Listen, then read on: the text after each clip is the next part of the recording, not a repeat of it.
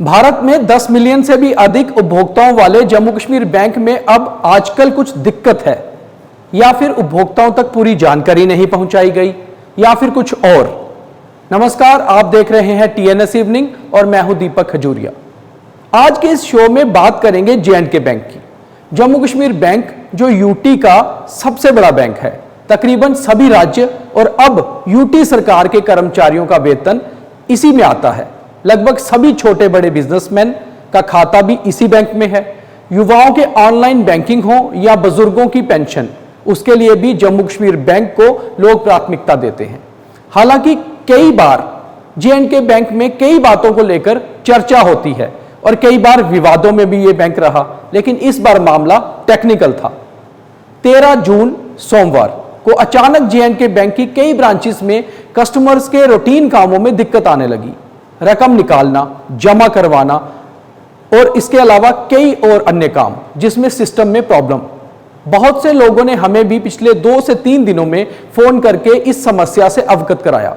हमने भी एक जिम्मेदार मीडिया हाउस होते हुए इस बात की पड़ताल की।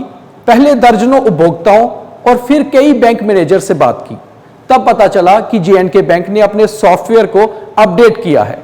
J&K बैंक पहले सैनिकल O7 पर काम करता था, जबकि अब इन्फोसिस का सॉफ्टवेयर सिनिकल 10 पर अपग्रेडेशन की गई है।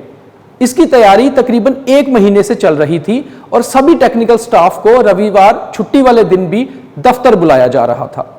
J&K बैंक की कुल देश में 975 के करीब शाखाएं हैं, जिसमें कुल 19,000 से अधिक कर्मचारी काम करते हैं।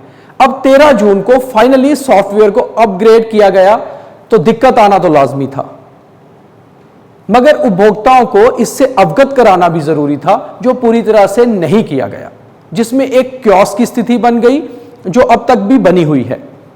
हालांकि इस सॉफ्टवेयर से बैंक का कामकाज सेफ और सिक्योर होगा, उपभोक्ताओं को भी लाभ होगा और बैंक के कर्मचारियों को भी काम करने में आसानी होगी।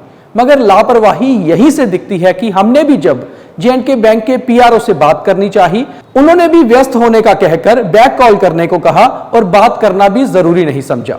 एक जिम्मेदार मीडिया हाउस होते हुए हम अपने व्यूअर्स और J&K बैंक के कस्टमर्स को यह बताना चाहते हैं कि यह सॉफ्टवेयर अपग्रेडेशन एक जरूरी प्रक्रिया है। तकरीबन कामकाज पटरी पर तो लौट आया है, जो कुछ दिक्कत है वह भी अगले कुछ दिनों में दुरुस्त हो जाएगी। तो TNS इवनिंग में आज इतना ही। कल किसी और मुद्दे पर बात करेंगे और पूरी पड़ताल करेंगे। तब तक दीजिए इजाजत, मगर लगातार देखते रहिए द न्यूज़ स्क्वायर। इस खबर को मैंने लिखा था और आपके लिए एडिट किया था मेरी सहयोगी आकांक्षा परिहार ने। धन्यवाद।